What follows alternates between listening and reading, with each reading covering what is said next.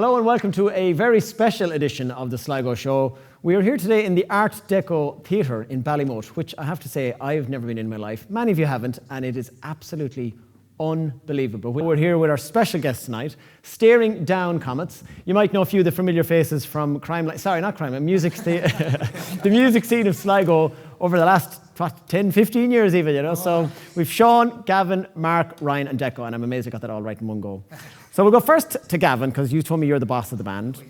And Gavin, this band has been in existence a few years, but COVID has been kind of hiding you away in the meantime. Yeah, I think it's 4 years now since myself and Sean started. We just finished in a band ourselves that time, and we just kept on writing after that. So we're kind of very much into our original music. So we started going to those original nights there in the Harp as a two-piece. So we started writing again, and then we got in 2 or 3 months into writing, and the whole band idea started floating around again, and we're fond of that big sound, so we needed a big army beside us. So you started recruiting the troops. Yeah, so we started, putting the feelers out, and that's when we enlisted Mark here, and the songs kind of gone in a new life after that, because they were written as acoustic songs, because it was only myself and Sean. Oh, yeah. So all of a sudden then we have 2 guitars, bass and drums, and so you really filled it out. Yeah, really. So you just thought, we can make loads of money as a two-piece, but if we get 5, we'll all split the money even worse. We love the camaraderie too of a band. You know, it's a lot more fun, and practices are a lot more. So how many actual live gigs have you actually done? Because I know COVID pretty much paused everything. We've played in Whelan's now in Dublin, supporting the vibes, and we've done a few original. We started off the original nights in the Swagman actually, and we used to advertise original nights, because we'd play maybe an hour of our own stuff, and we'd get in 2 other acts that would play their own stuff. Okay. So we'd fill 2 hours that way. Yeah. Because just to give you an idea, like when we started the band first, none of us were pregnant or engaged. And you're still not pregnant, I'm hoping. Yeah, but now there's a couple of kids on the way. Sean just got engaged there last week. Oh, congrats, Sean. Ryan's smiling so much. Ryan's still thinking about it there, but we get one. No pressure now. It's recorded on camera now. So. Yeah.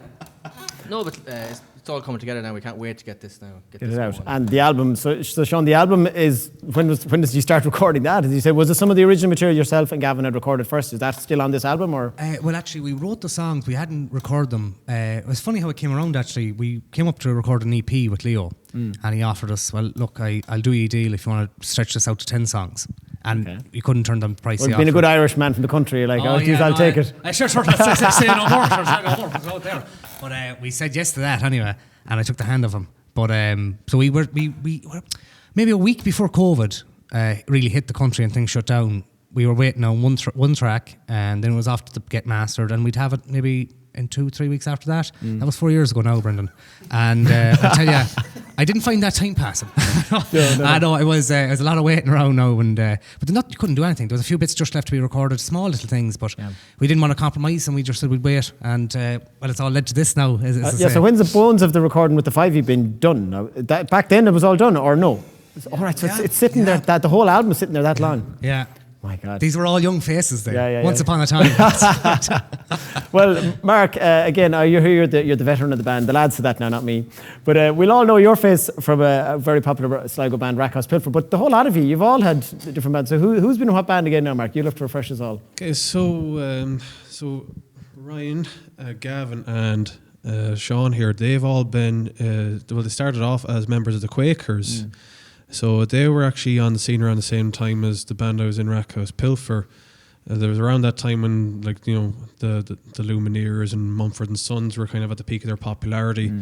So it was kind of a good time to be in a folk band with banjos, mandolins. I think it was fair to say we were the Blur to their Oasis. there was some wild rivalry. I remember that big fist fight we had in O'Connell Street. and we're just about stifling our rage to this day as well. Yeah, no, Rackhouse Pilfer and the Quakers, don't even talk about it. You've buried the hatchet, obviously. Yeah, we buried the hatchet. We managed to forge a band out of that pressure there now. Yeah. But so there was that. We've all kind of we've been in different bands even back to our teen years. Sean, you would have been in a couple of different bands. You were in a band called Stall the Digger. Gavin was in a band called Tease the Radio as well. Now, can I go back to Stall the Digger? What kind of music did you play? Could I guess? Well, it was actually... So you don't say death metal now or something? No, it was very big. It was Roland Anderson, a neighbour of mine, learned the guitar in his 30s. It was like, this is great crack. I wanted to make a band, so we got 2 or 3 local fellas that lived on the road, couldn't play anything. I want to stress that very much. And we just ran around playing gigs, and it was the best crack I ever had playing. I was only 14 or 15. Yeah. And fun enough, I made my peace stat, I left it, and we played one last gig in Ballymote.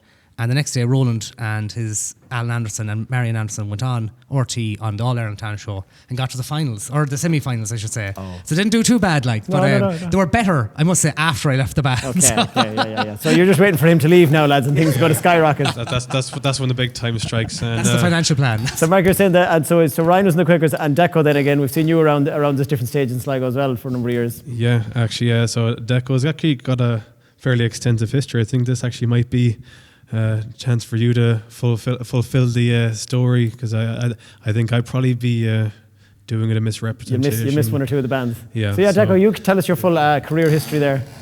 Full discography, is it? Yeah, the whole lot from start to finish. Mainly sort of we've worked on a lot of tribute stuff. You know, myself and Stephen and Mark, and we were all in a Foo Fighters tribute band, along with Charlie from Rumble, and we're in Nirvana tribute as well. Obviously, when COVID hit, a lot of that sort of died down a bit. We haven't done anything with the Foo Fighters tribute since like, but so just different things. We just do a bit of a covers band now. Sound Out it's called as well. Just playing around town now and again, like, but yeah. So which do you get more of a kick out of playing originals?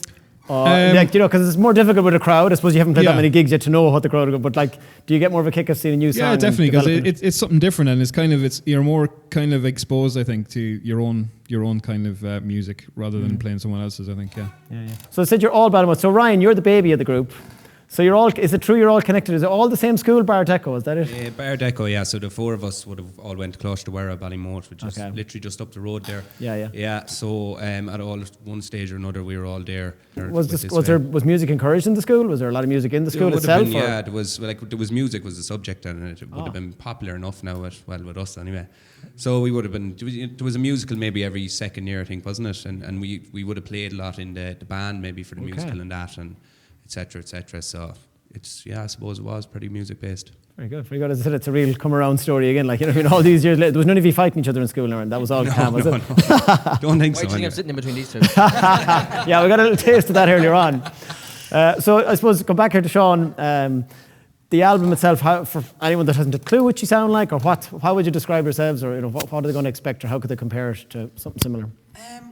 I suppose it's indie rock. It's a bit of folk rock, and like we've been compared to a few different bands. I suppose the Academic was one band that was thrown out. Kings Leon was another one.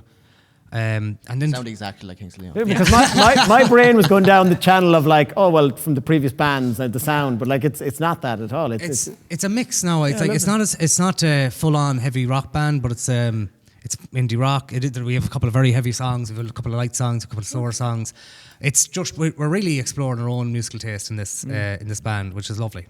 Really, and working with such great musicians, it's easy in a lot of ways, which is just a new experience. Especially when you write songs for so long and you're struggling to put them in a piece that suits them and fits, and you just walk in, you tell the lads this is a song.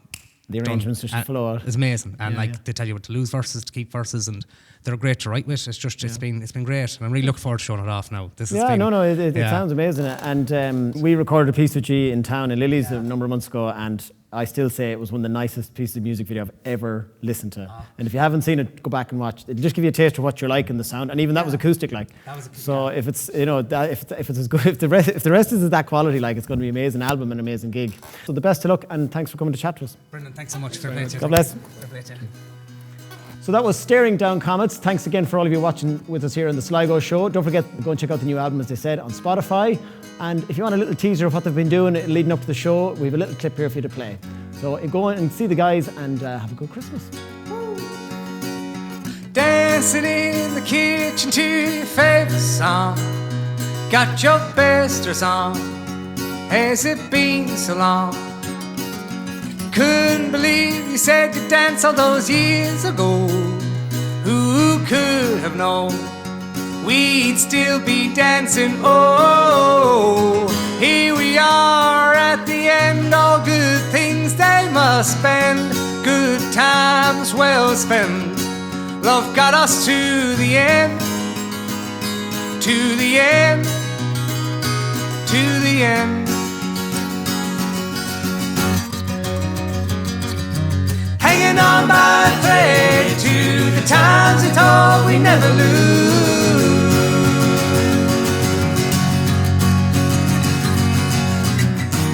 And I'm holding you now, and you're 17.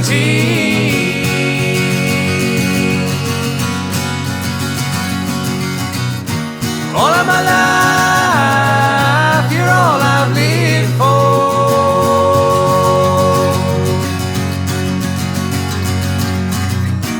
And I'd only want to live just to love you more.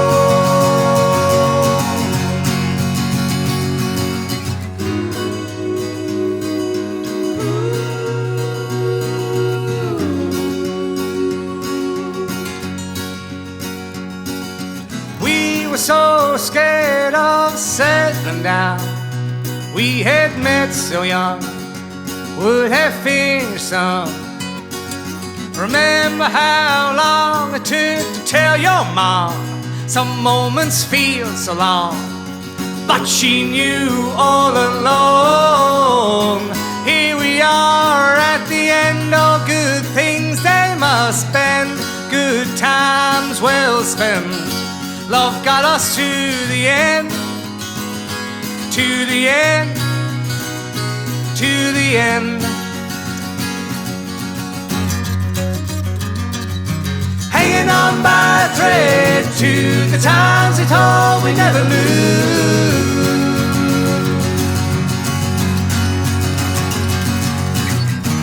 And I'm holding you now, and you're 17.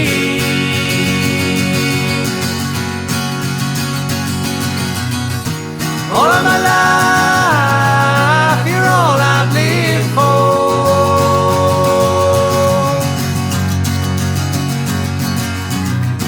And I'd only want to live just to love you more. Hey!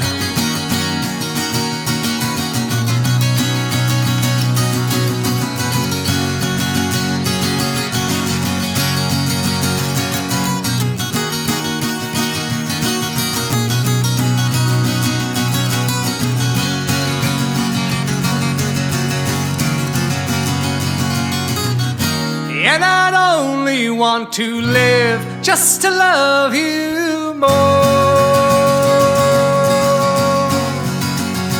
Till the end, till the end, till the end.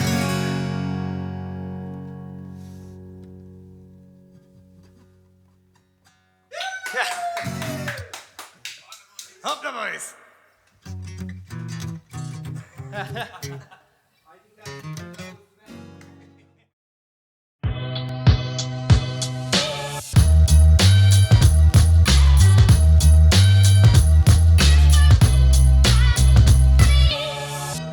So if you liked what you just seen, don't forget to like and subscribe on our YouTube channel here. We've loads of great interviews from a load of really interesting people over the series. And if you're on social media, which I'm sure loads of you are, we are on Instagram and Facebook, so give us a follow there.